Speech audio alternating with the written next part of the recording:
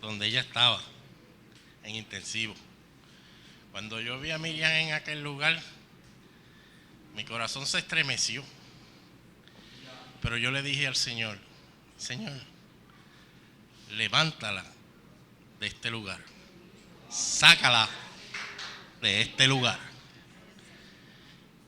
Y yo creo que fue al día después, Juan, al día después estaba en cuarto. Y al día de hoy está aquí. Está aquí. Oh santo, yo siento la presencia de Dios. Siento el poder de Dios. Hermano, como Dios nos ama a cada uno de sus hijos, no nos ama a nadie. Y tenemos que aprender del amor de Dios para amarnos como hermanos. Porque la esencia de Dios es el amor. Amén. Y Dios sabe cómo los hermanos de esta catacumba aman a esta sierva. Y yo sé que Miriam va a salir bien de esa operación. Yo sé que Dios va a estar con ella como poderoso gigante. Mira, hermano, me tiembla la mano del micrófono. Yo sé que en el corazón de Miriam hay su temor. Pero no importa que yo lo sepa. Lo importante es que Dios sabe lo que ella siente. Lo importante es que Dios va por encima de lo que sentimos. Porque Dios ha dicho que va a estar con nosotros todos los días de nuestra vida. Y así es que tenemos que vivir en este tiempo. Como decía Ana ahorita, mi hermano, tenemos que abrir la boca para predicarle a la gente. No importa dónde sea. Hay que predicar de Cristo, hermano. El mundo viene a enfrentar cosas difíciles. No espere que las cosas se pongan buenas. ¿Usted sabe para quién se ponen las cosas buenas? Para los que somos de Cristo. Porque cada día nos acercamos más a su venida. Para eso es que se pone. Ahora, Dios es un Dios proveedor, Dios es un Dios fiel y Dios tiene cuidado de sus hijos. Y le voy a decir otro pequeño testimonio, hermano. Tenemos que vivir con los testimonios de Dios, porque la gente piensa que ya Dios no hace milagros, que en la misma iglesia la gente no se levanta y testifica de Jesús, de las grandezas que Jesús hace en la vida de uno. Yo me acuerdo que mi esposa estaba allí en aquella operación con 25 puntos allá y con una sonda gasogástrica esa por la nariz, por ahí para adentro. Y yo le dije al Señor, Señor, levántala porque tú la amas. Levántala. Y al tercer día la dieron de alta. Hermano, Dios aumenta nuestra fe. Y le voy a decir más, mire, Quique estaba buscando trabajo, Quique estaba trabajando y dejó su trabajo por unas situaciones, luego cayó en Supermax, empezaron dándole 28 horitas, el hombre es padre de familia, tiene que pagar el carro, tiene que pagar sus deudas, nosotros tenemos un Dios proveedor. Y entonces empezaron a bajar porque el supermercado no está vendiendo, un supermercado nuevo, empezaron a bajar horas y siguieron bajando horas. Hay gente que está trabajando 8 horas semanales. ¿Usted sabe lo que es eso? 8 horas semanales. Pues yo le dije aquí que se fue esforzado y valiente, ¡pam! Y le dieron un trabajo. Pero ¿qué pasa? Que era en seguridad el campo de experiencia. El temor de nosotros era que le dieran trabajo los domingos. Entonces yo le dije a Quique, vete allá. Y me dijo, papi, me cogieron. El mismo día lo cogieron. Y me dice, papi, me cogieron, pero el problema es que a lo mejor tengo que trabajar los domingos. Y yo le dije, mira, vete allá y dile a esa persona que tú eres cristiano y que te gusta congregarte. Y dile que tú quisieras congregarte, que tú no tienes una oposición si ellos no lo deciden así. Porque tú lo que necesitas es trabajar. Pero abre tu boca y dile que tú quieres congregarte. Y el que lo entrevistó era el hijo del dueño y el otro supervisor era pastor. Y por eso está aquí hoy. Porque le dieron turno para que pudiera congregarse por la mañana. A las 2 de la tarde entra. Así es que si lo ven salir un poquito antes para que se prepare, pues no se asuste. Pero Dios es fiel. Dios es fiel. Dios es fiel. Dios le bendiga, hermano. Lo que quiero decirle es que oren por mí. El Señor me dijo en esta iglesia, no tengas miedo, yo estoy contigo. Así que no voy a tener miedo.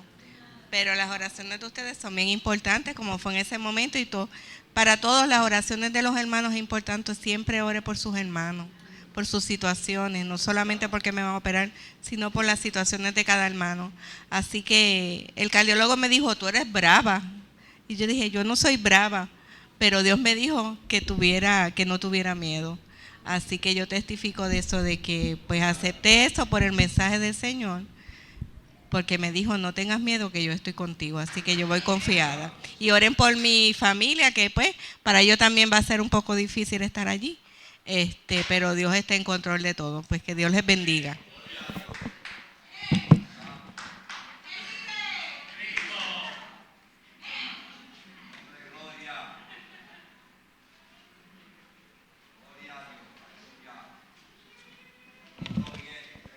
Amén, con lo que Dios ha hablado hoy ya es suficiente, ¿verdad? ¿Ah? ¿O quieren más? ¿O quieren más? Dios es bueno, hermano. ¿Quién vive? Y a su nombre. Amén, Ana, Miriam, nuestras oraciones van a estar contigo, amén. Y para que todo sea en victoria. Hermano, no quiero pasar el momento y dejar de saber que ¿se acuerdan del chino, el jovencito chino que estuvo aquí? Aaron Feng. En chino es Yalun. Pues ayer me mandó un mensaje porque él va camino a China, de regreso a China. Yo le había dicho a ustedes que él va a ir con un grupo de unos jóvenes que van a estar en toda el Asia evangelizando, pero no pueden saber el nombre de él y eso porque allá está prohibido. Y pues él necesitaba levantar unos fondos para poder participar de ese viaje. Y yo había dicho a la iglesia, ¿verdad?, recogerle una ofrenda para ayudarlo. Yo le dije a él que ayer, pues, cuando iba camino, que yo le iba, pues, me dio la dirección para yo enviarle el dinero. Así que aquellos que quieren de alguna forma alguna ofrenda me la hacen llegar para yo entonces enviársela. Queremos bendecirlo. Él se fue enamorado de ustedes. Amén. Quiere volver otra vez en agosto. Que oren porque quiere regresar en agosto y estar con nosotros un tiempo más del que estuvo, compartiendo con los jóvenes, porque dice que fue un amor bien especial y no se olvida. Él me llama papi, me dice, papi, voy para allá. Mi papi. Así que siempre estamos en contacto, ¿verdad?, por email y teléfono, pero quiere regresar. Así que oren por él también para que todo vaya bien allá en China, y aquellos que puedan ayudarme lo dejan saber. Tengo que enviárselo esta semana. Así que queremos bendecirlo.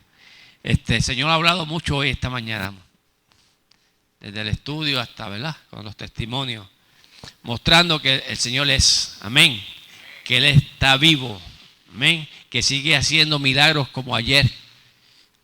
Y seguirá haciendo milagros, amén, porque Dios es el mismo ayer, hoy y por los siglos. Dios no cambia. Vamos a ponernos en pie y vamos a orar. Te adoramos, Dios. Te damos gracias, Padre. Gracias por tu presencia en esta mañana, en este lugar. Gracias por tu Espíritu Santo. Gracias por las cosas que estás haciendo en medio de nosotros, Señor, y por las que vas a hacer, Padre amado.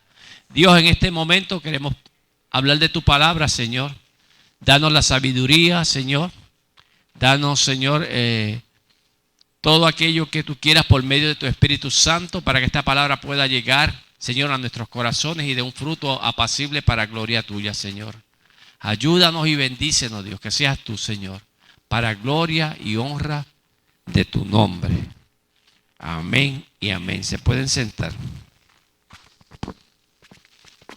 Vamos a buscar la primera epístola de Pablo a Timoteo.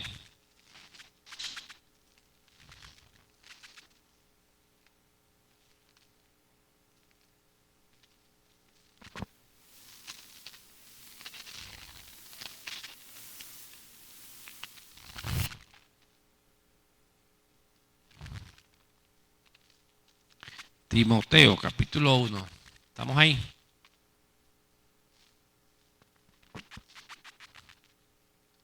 Por favor, si le pueden dar una Biblia. Pancho, ¿no tienes Biblia?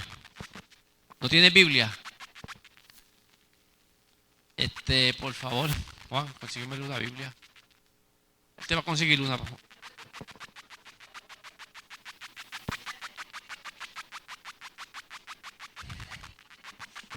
Capítulo 1. A los que lo buscan y demás, le voy a dar una breve preámbulo de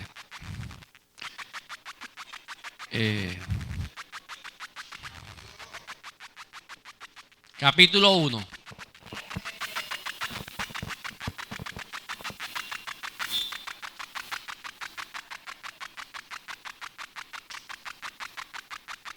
Pues para aquellos de estar en el contexto, ¿verdad?, de esta epístola.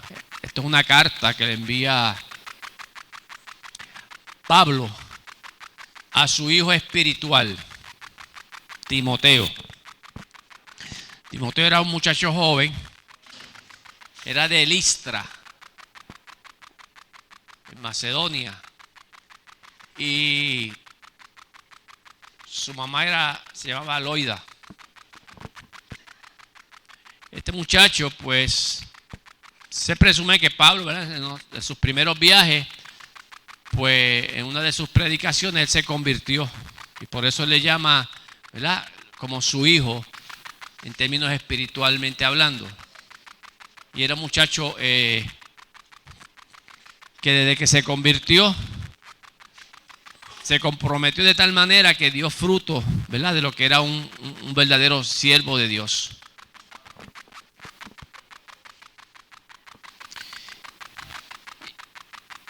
Y fue colaborador de Pablo en varios viajes. Y también Pablo le hacía unas encomiendas y lo enviaba a otras iglesias a hacer un trabajo específico. ¿Ok? En este caso, él estaba en Éfeso. Lo mandó a la iglesia de Efesio. ¿No se oye bien?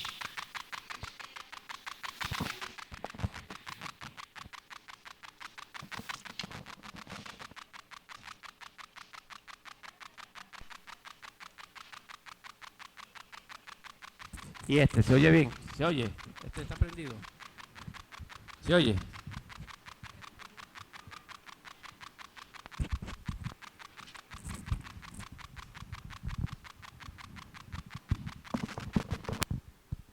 Se oye.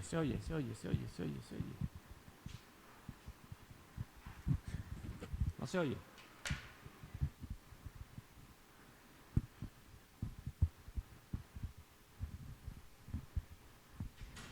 Ahora. Ya.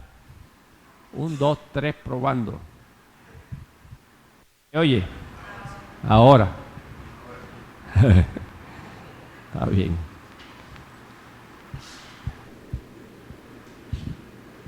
Ok. Estamos ahí. Pues ese era Timoteo. Alguien a quien Pablo apreciaba y quería mucho. Y él le envía esta carta. Y él se encontraba en la iglesia de Éfeso. ¿Ok? Así que vamos a leer para luego hablar un poquito en cuanto a la enseñanza que el Señor nos quiere traer esta mañana. Dice así, capítulo 1. ¿Estamos ahí todos? Amén. Dice, Pablo, apóstol de Jesucristo, por mandato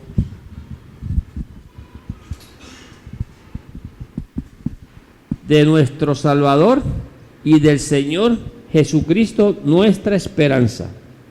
A Timoteo, verdadero hijo de fe, gracia, misericordia y paz de Dios nuestro Padre y de Cristo Jesús, nuestro Señor. Como te rogué que te quedaras en Éfeso cuando fui a Macedonia, para que mandaras a algunos que no enseñen diferente doctrina, ni presten atención a fábulas y genealogías interminables que acarrean discusiones más bien que edificación de Dios, que es por fe. Así te encargo ahora.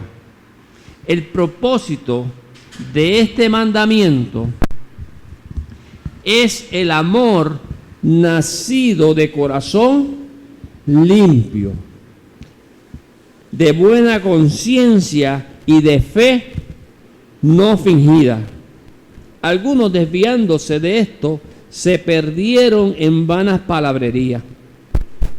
Pretenden ser doctores de la ley cuando no entienden ni lo que hablan ni lo que afirman. Pero sabemos que la ley es buena si uno la usa legítimamente, conociendo esto, que la ley no fue dada para el justo, sino para los transgresores y desobedientes, para los impíos y pecadores, para los irreverentes y profanos, para los parricidas. Parricidas son con los padres, los que matan a los padres, ¿verdad?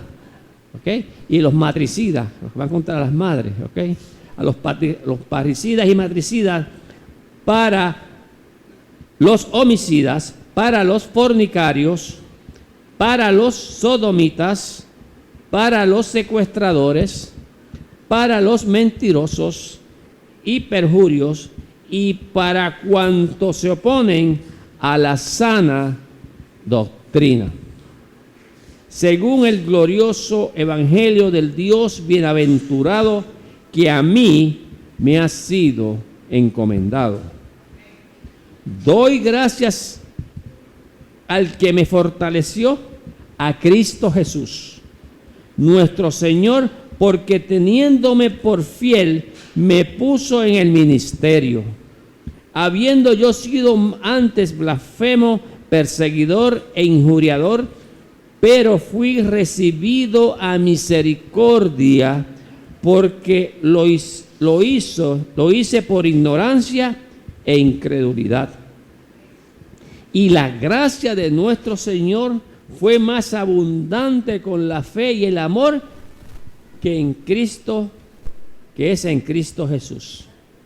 Palabra fiel y digna de ser recibida por todos, que Cristo Jesús vino al mundo para salvar a los pecadores, de los cuales yo soy el primero. Pero por esto fui recibido a misericordia, para que Jesucristo mostrara en mí el primero toda su clemencia, para ejemplo de los que habrían de creer en Él para vida eterna. Por tanto, el Rey de los siglos, inmortal, invisible, el único y sabio Dios, sea honor y gloria por los siglos de los siglos. Amén. Este mandamiento, hijo Timoteo, te encargo para que conforme a tus profecías, a las profecías que se hicieron antes en cuanto a ti, milites por ellas la buena milicia, manteniendo la fe y buena conciencia. Por desecharla, algunos naufragaron en cuanto a la fe. Entre ellos está Himeneo y Alejandro, a quienes entregué a Satanás para que aprendan a no blasfemar. Y a su nombre. Ahí hay muchos temas de los que podemos hablar. En síntesis, ¿verdad? Sumen.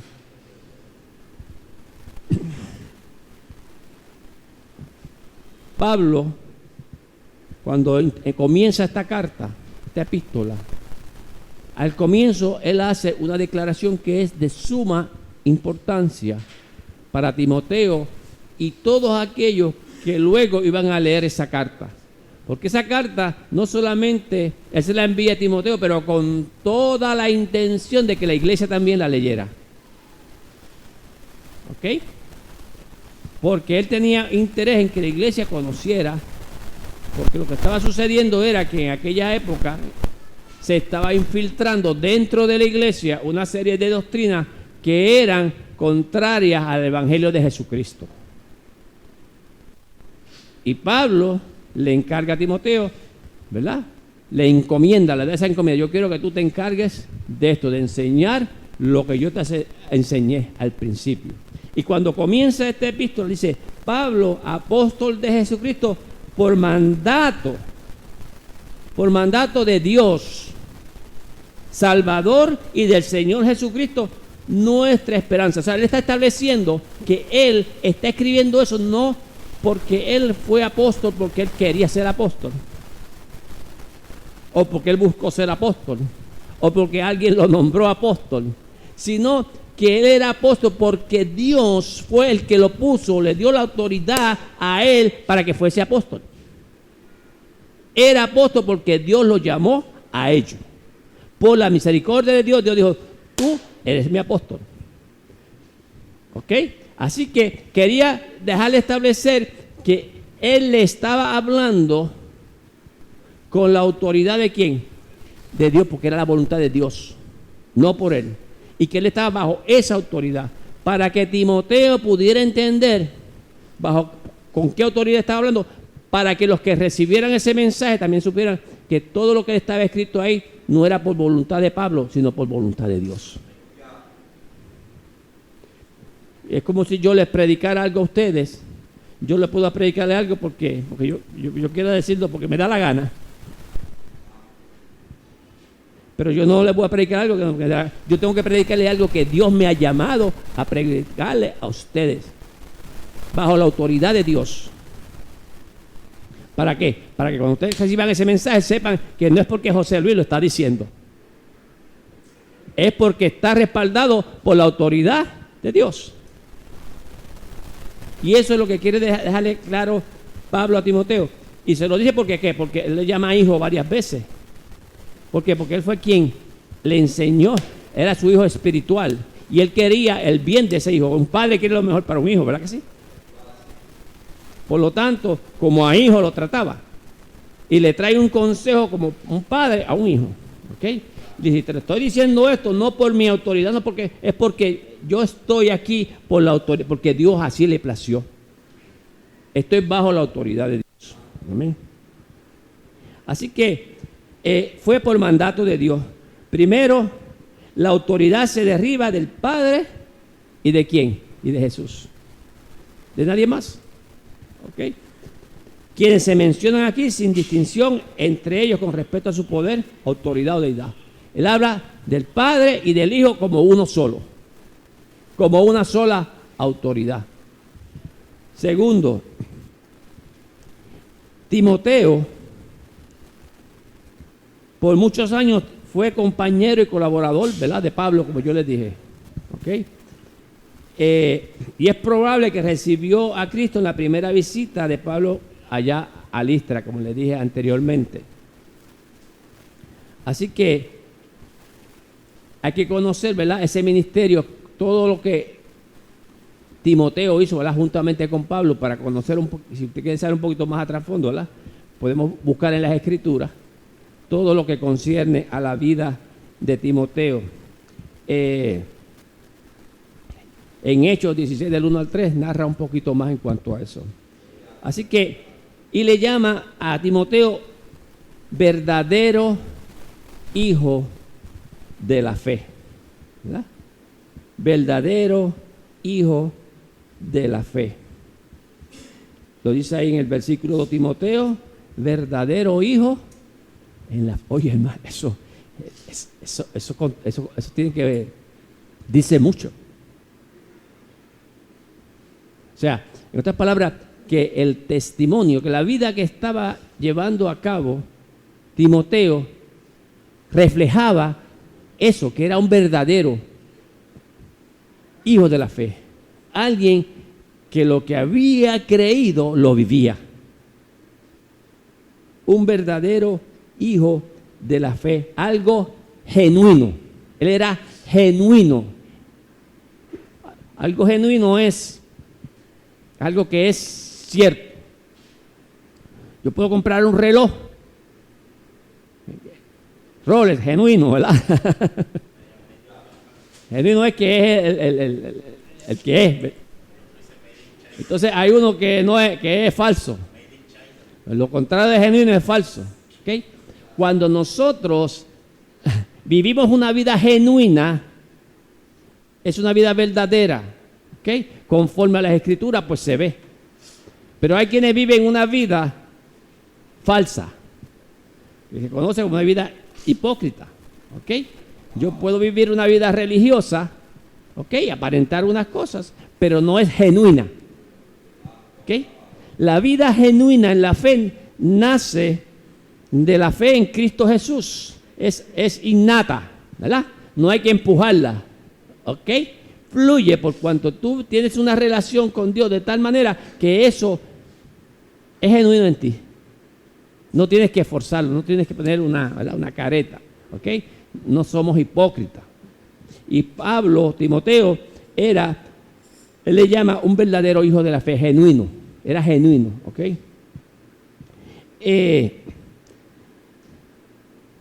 Y Dios le hace un encargo.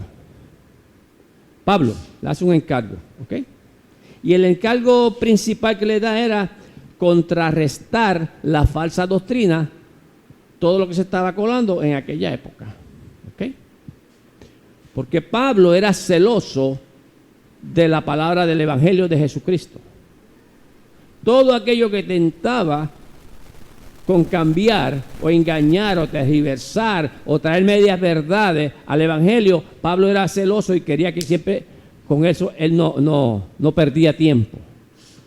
Inmediatamente lo corregía. ¿Ok?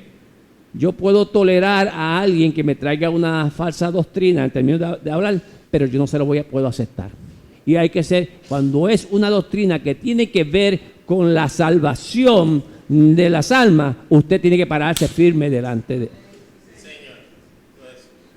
Hay cosas, ¿verdad?, que de estilos y cosas así, pues eso a mí no me preocupa. ¿Ok? Los estilos a mí no me preocupan. Pero cuando son doctrinas que tienen que ver con la salvación de las almas y de la forma de salvación y del medio de salvación, mire, ahí no podemos negociar.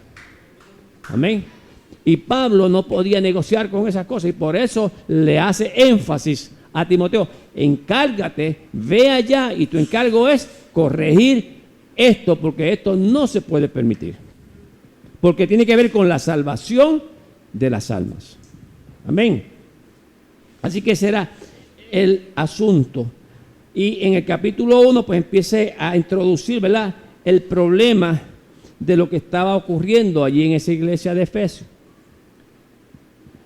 Maestros falsos que enseñaban doctrinas, ¿verdad?, que no tenían que ver nada con la salvación. Así que en los versículos 3 y 11 dice: como te rogué que te quedaras en Éfeso cuando fui a Macedonia, para que mandaras a algunos que no enseñen diferentes doctrinas. En otras palabras, yo te estoy encomendándote por la autoridad que yo recibo de Dios. Yo te estoy dando a ti la autoridad para que por nombre de Dios tú vayas y lleves la verdad. No permitas que eso ocurra.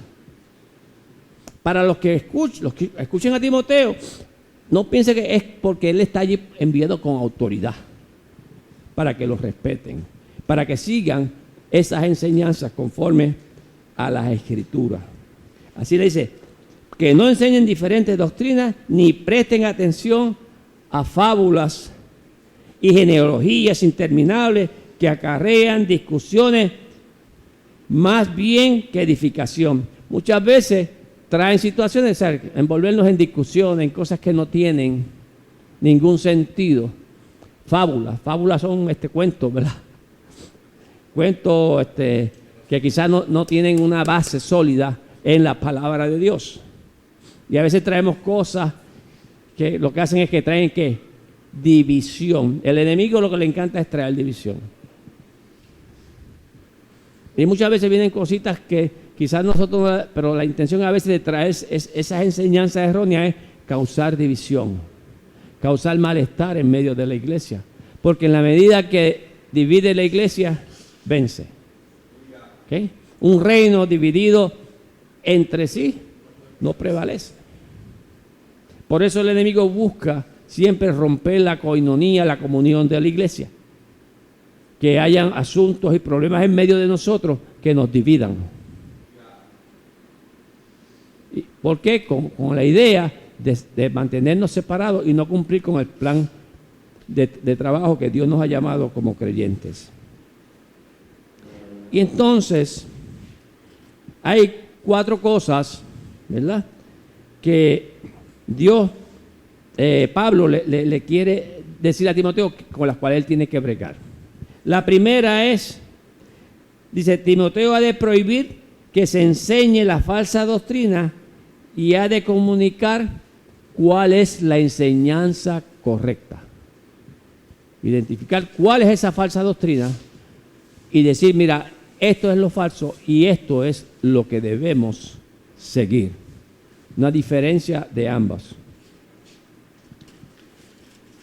El argumento dice, en el versículo 3 al 7, Pablo le da un mandamiento a Timoteo y algunas de las características de la doctrina falsa que se está enseñando.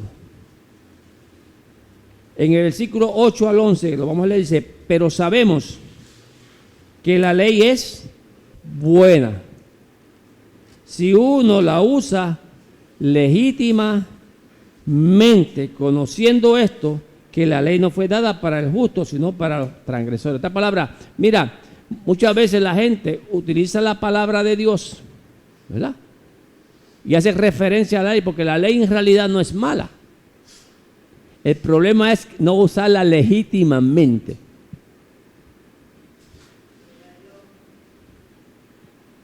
La ley no es mala en sí misma. ¿Ok? La ley es buena porque Dios la dio con un propósito. Porque la ley es la que nos revela el pecado. Sin ley no hay pecado. Y el fin de la ley es que Dios quiere cuidarnos a nosotros del pecado. Y sepamos cuándo estamos pecando. Porque si no hubiese ley, pues entonces no hubiera pecado. Pues estuviéramos andando por ahí, ¿verdad?, al garete. Pero la ley se establece por causa del pecado del hombre, para establecerle unos límites.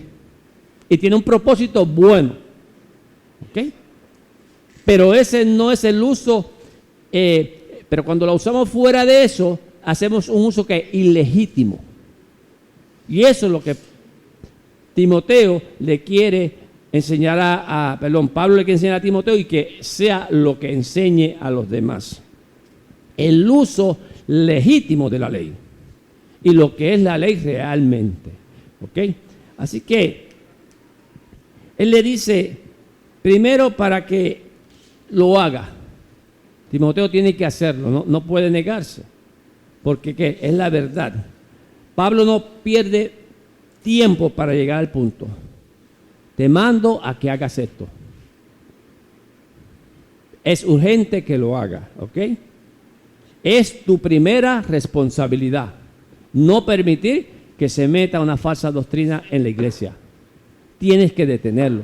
Es tu responsabilidad. Es nuestra responsabilidad. Si vemos que hay una falsa doctrina en medio de nosotros, inmediatamente tenemos que pararla. No podemos permitirlo. Amén.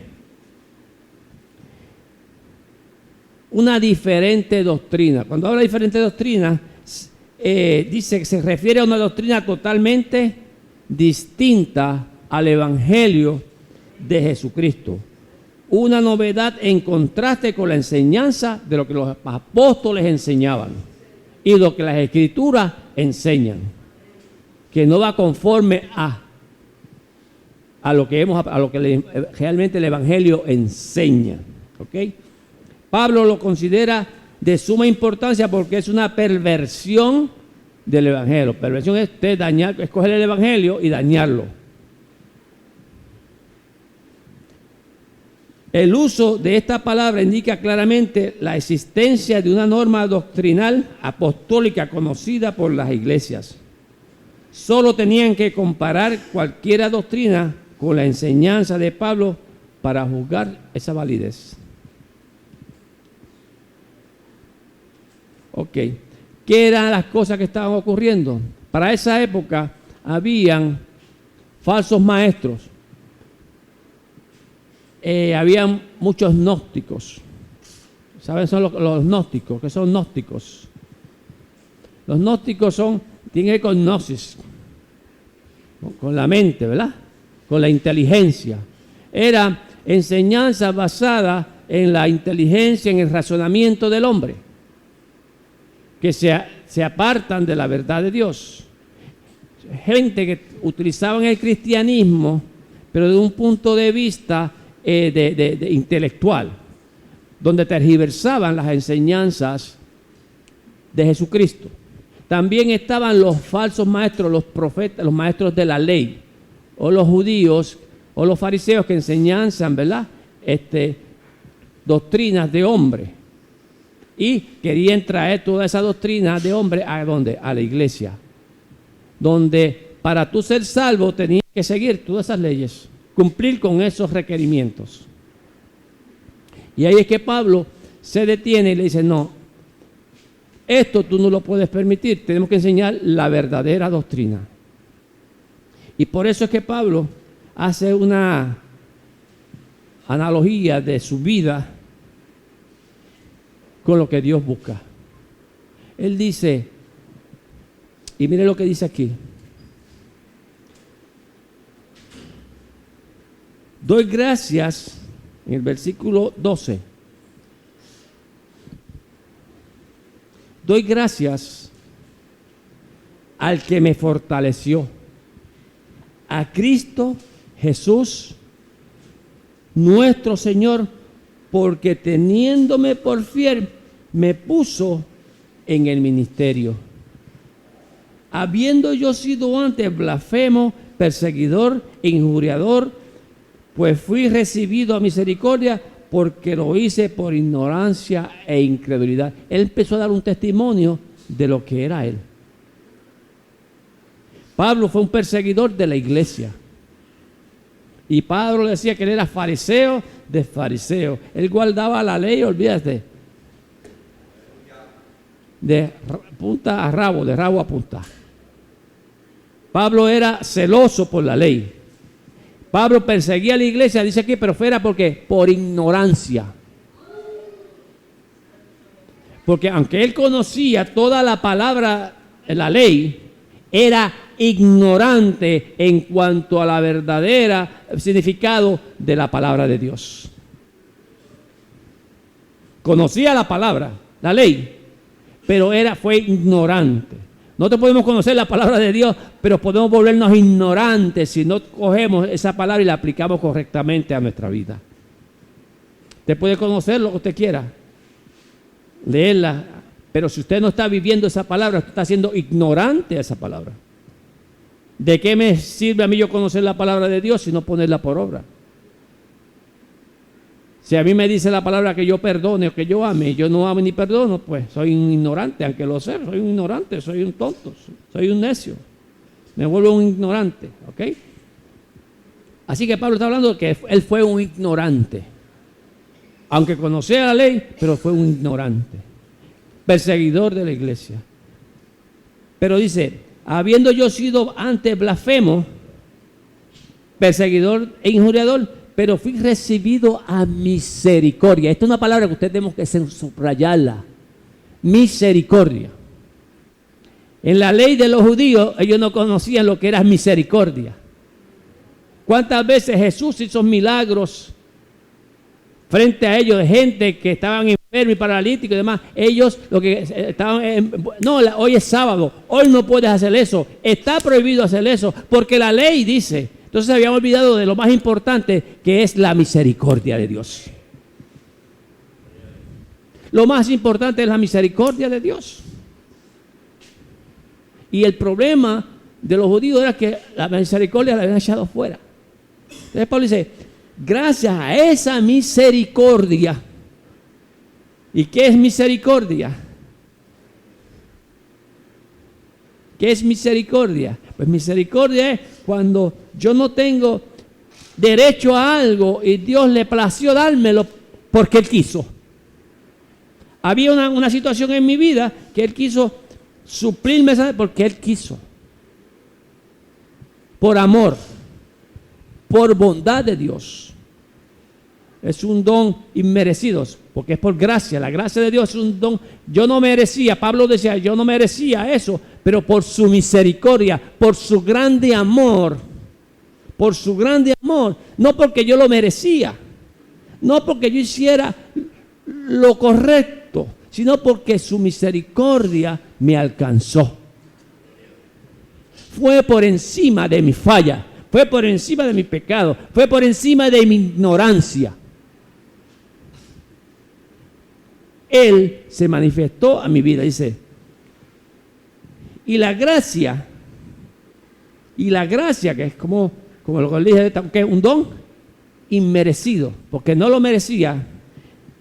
Y la gracia de nuestro Señor fue más abundante con la fe y el amor que en Cristo Jesús. Fue más grande su gracia, su amor, que cualquier cosa que Él pudiera haber hecho. Fue por encima. Dice, palabra fiel y digna de ser recibida por todos. Y aquí está la enseñanza. Aquí está la base del Evangelio de Jesucristo. La base de lo que realmente es verdadero. Dice, Cristo Jesús vino al mundo. Cristo Jesús vino al mundo para salvar ¿a quién? A los pecadores.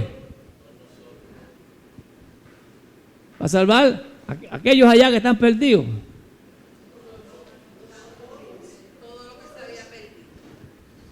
Vino al mundo para salvar de los cuales yo soy el primero. Por cuanto todos pecaron, dice la Biblia. Por cuanto todos pecaron, todos están destituidos de la gloria de Dios. Así que, en otras palabras, que no hay un solo justo en la tierra. Por cuanto todos pecaron, todos hemos fallado, todos le hemos dado la espalda a Dios. Todos merecemos la condenación. Todos merecíamos la muerte. Pero por la misericordia, por la gracia de Dios, por el amor de Dios, Él estuvo dispuesto a darnos por gracia. Cristo murió por nosotros para darnos vida y vida abundante.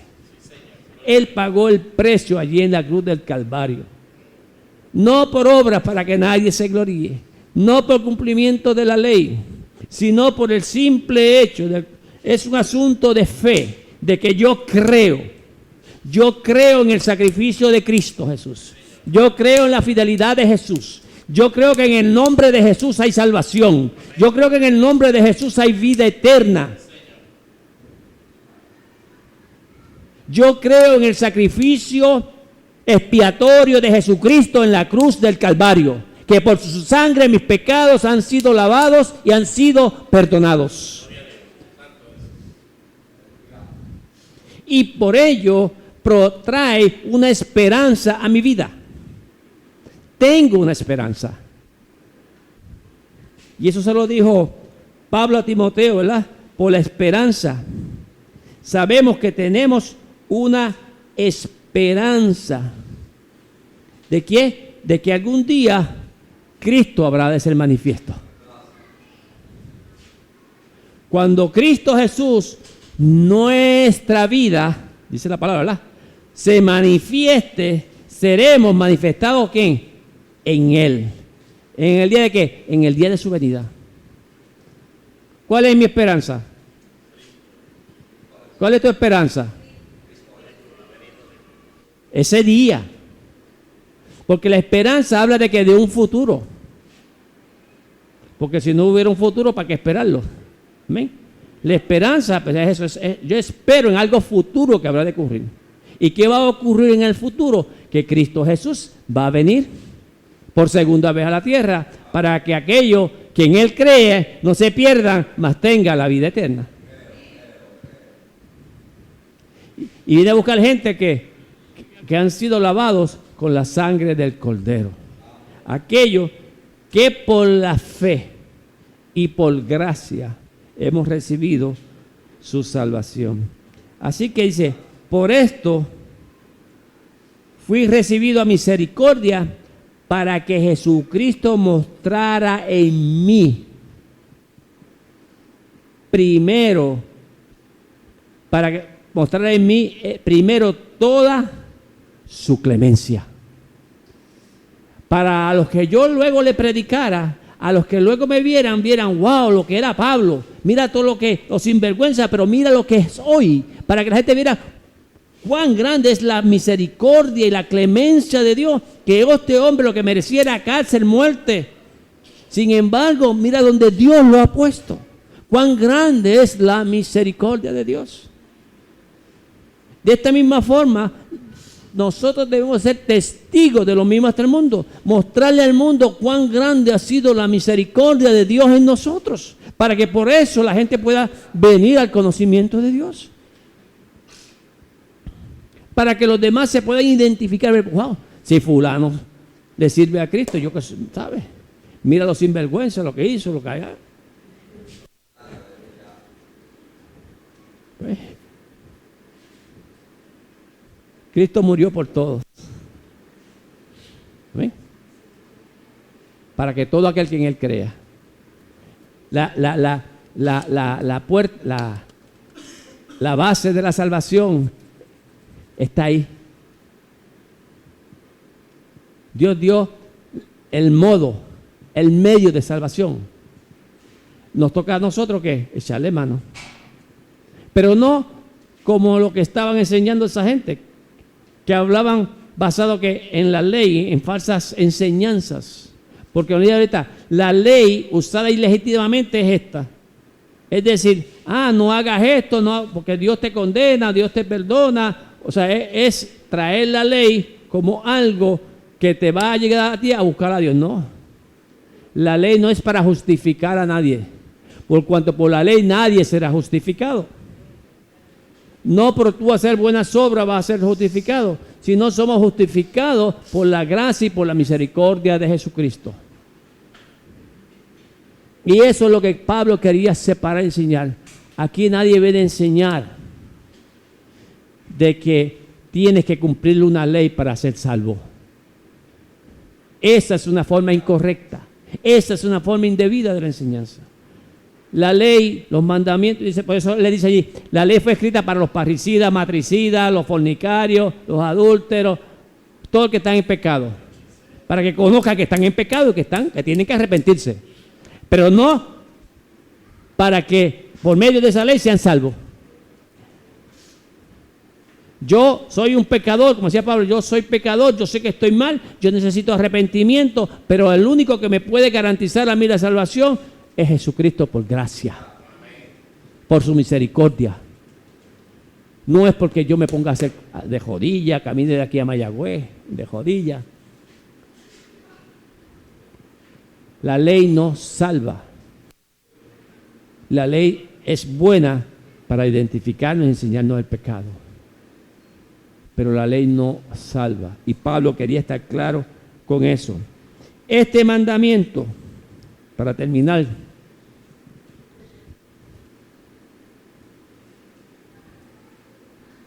quiero repetirle el versículo 17. Vamos al 16. Pero por esto fui recibido a misericordia para que Jesucristo mostrara en mí el primero toda su clemencia para ejemplo de los que habrían de ¿qué? De creer en Él para vida. Que todo aquel que cree en Jesús recibe la vida. Como Pablo la recibió cuando creyó. Y dice, por tanto, el Rey de los siglos, inmortal, aquí está hablando, ¿verdad?, de las características de Dios, ¿ok? Importante que sabemos que Él es el ¿qué? Él es el Rey de los siglos, el Rey todopoderoso, el Rey eterno, el Señor de señores, el Rey de Reyes, el Rey eterno, es Jesús.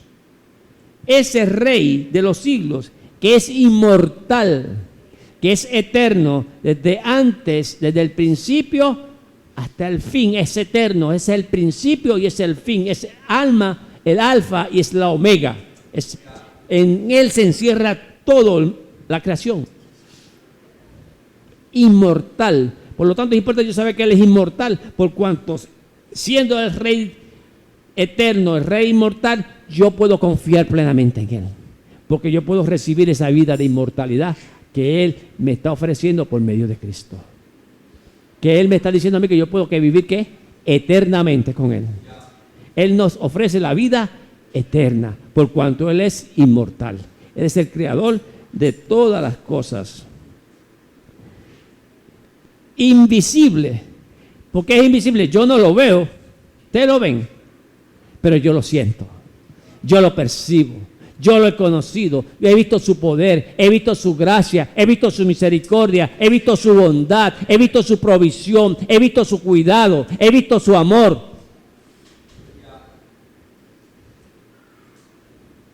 No he tenido que tocarlo así físicamente, pero lo he sentido.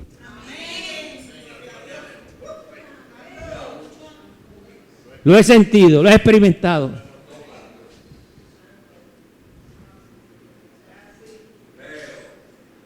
Porque Él habita en mí, Él habita en ti.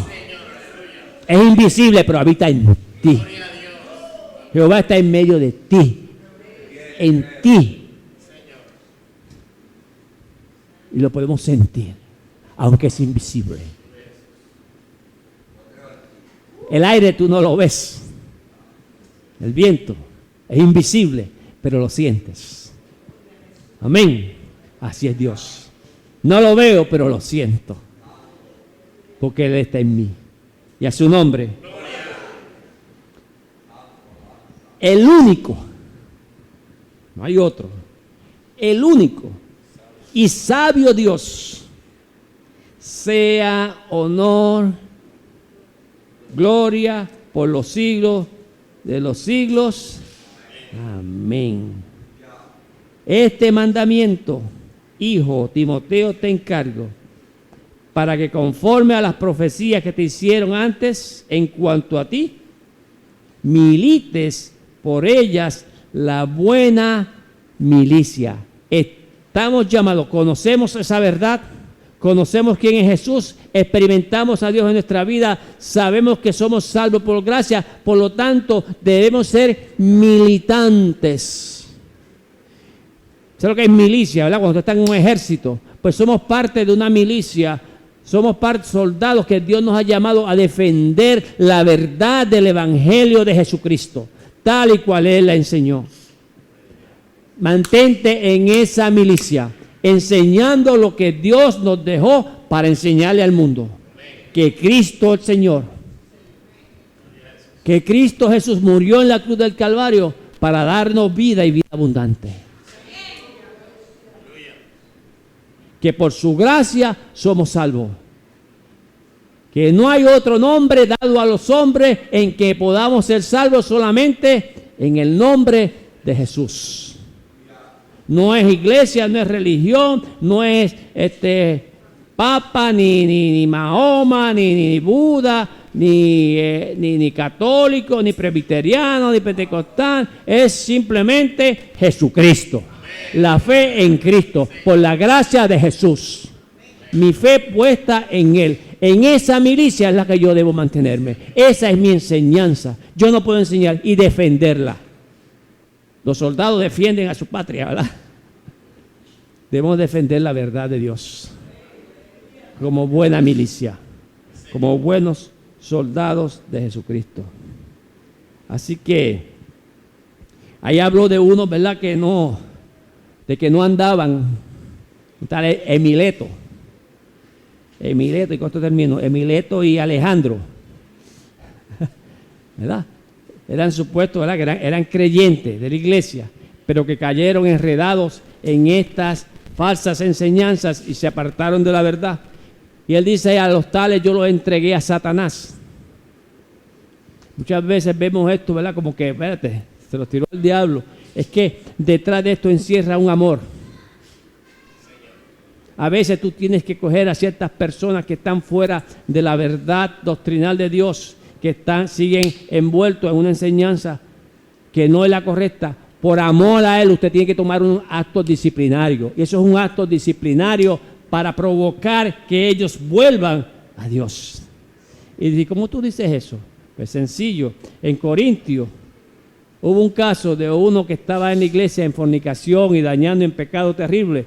Y al tal le echaron a Satanás, porque es preferible que su cuerpo sea consumido y no que se pierda su alma. ¿Y qué sucede? Que luego en 2 de Corintios dice, gracias a Dios porque yo le apliqué esa disciplina, hoy el hombre está de vuelta. Porque la disciplina que es de Dios trae arrepentimiento. La disciplina que es de Dios trae arrepentimiento, porque la disciplina de Dios se aplica con amor.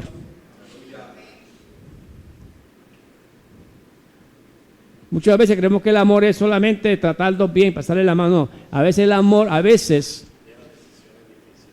Dios nos llama, si hay un hermano andando indebidamente, ¿verdad? Después de cierto proceso, ya lo último es apretarle la medicina, ¿ok? Subirle la dosis, ¿ves? ¿Por qué? Porque con la idea lo que envuelve es amor, lo que busca siempre es que arrepentimiento, no mandarlo para el mundo, no para que no conozcan a Dios, siempre busca arrepentimiento. Porque la disciplina que es parte de Dios produce arrepentimiento en nosotros. Amén. Así que cuidemos nuestra fe, cuidemos el Evangelio de Jesucristo. Somos salvos por la gracia y por la misericordia de Dios. No tienes que hacer nada para ganarte la salvación. Simplemente cree en Jesucristo. Y luego haz como pasó con aquella mujer adúltera que fue allí, ¿verdad? Estaba en pecado, todo el mundo la quería juzgar, la quería señalar, la quería condenar. Y Dios, aquí nadie, ¿quién está libre de pecado aquí? Le dije a ella, haz una cosa, vete, pero no peques más. El resultado de mi fe en Cristo Jesús va a producir en mí que yo me voy a apartar del pecado. Yo no voy a querer pecar. No estoy diciendo aquí que la ley no, hay que cumplirla, pero la cumplimos sabiendo que amamos a Dios, como un resultado de mi fe, no para alcanzar salvación, sino para andar en la voluntad de Dios. A Dios no le agrada el pecado. Dios no quiere parte con el pecado. Dios nos llama a apartarnos del pecado. Si estamos en Cristo, nuevas criaturas somos. Amén. No vivimos en el pecado. Pero no haciendo esas cosas vamos a alcanzar la salvación. Ese es el uso legítimo de la ley. Que sea algo, dice que el Señor escribirá la ley en nuestros corazones. O sea, que yo voy a cumplir la ley, pero no buscando agradar a Dios, sino porque yo me deleito en hacer la voluntad de Dios. Y como consecuencia no peco.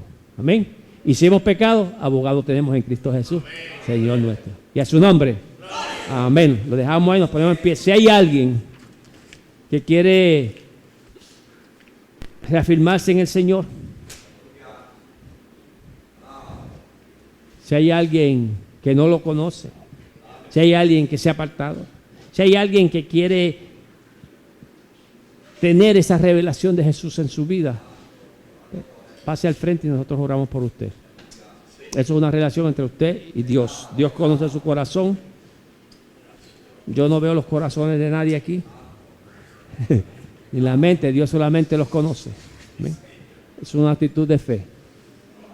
Dios te llama, Dios te dice, aquí estoy para derramar sobre ti mi gracia, mi misericordia y mi amor. Recíbela. Amén. Pues no habiendo nadie, nos ponemos en pie y oramos.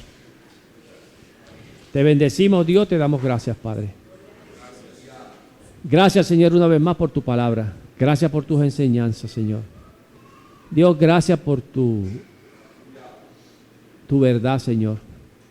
El evangelio de la verdad, Señor, que tú nos enseñaste, Dios, que somos salvos por tu gracia y tu misericordia, Dios, que tú pagaste el precio allá en la cruz del Calvario, Señor, que no tenemos que hacer nada, Dios, para alcanzar la salvación solamente, Padre, reconocerte como Señor y Salvador de nuestras vidas, Dios, reconociendo el sacrificio, Padre, tuyo en la cruz, tu sacrificio redentor, tu sacrificio que nos limpia, que nos lava y nos marca para ti, Señor. Tu sacrificio expiatorio, Dios, como pago de nuestra deuda, Señor. Tú pagaste nuestra deuda allá en la cruz del Calvario, Señor. Gracias por esa misericordia, gracias por tu bondad, Señor. No lo merecíamos, pero, Señor, a ti te plació, Señor. Padre, bendice, Señor, aquí a cada hermano presente y a aquellos que aún no te conocen, Dios, te pido que tu gracia y tu misericordia les alcance, Dios. Que vengan a tu conocimiento y sean salvos, Dios. Padre, sigue cuidándonos, Señor, a tu iglesia, Dios, de caer en engaños, en mentiras, de doctrinas falsas, Señor. Que tú, Señor, nos permita que sigamos militando, Dios, defendiendo la fe, el evangelio de la verdad que eres tú, Jesús. Para nombre y gloria de tu nombre, Padre. En el nombre poderoso de Jesucristo. Amén y amén. Se pueden sentar, hermanos. Rapidito, anuncio.